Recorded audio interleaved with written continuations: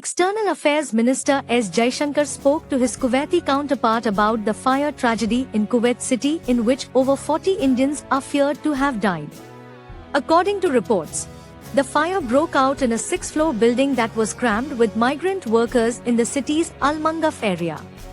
Jaishankar said he was assured by the Kuwaiti authorities that the incident would be fully investigated and that responsibility will be fixed. He has also urged the Kuwaiti foreign minister for the early repatriation of the mortal remains of those who lost their lives.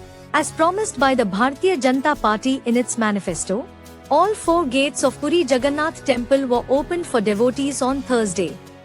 The gates were opened during the Mangala Aarti in the presence of the Council of Ministers, just a day after the BJP formed government in Odisha. The NEET-UG 2024 controversy reached a resolution on Thursday, as the Supreme Court approved the cancellation of grace marks awarded to 1,563 students. Following a panel's recommendation, students will have the option to reappear for the exam or accept their original scores.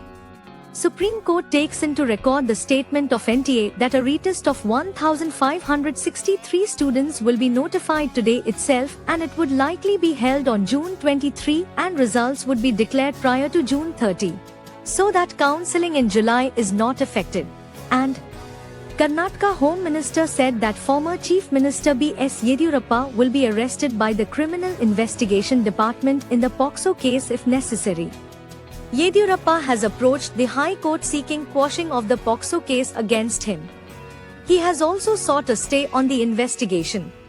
He submitted in his petition to the CID that he did not indulge in any unlawful act, and alleged that the complainant has a habit of filing complaints,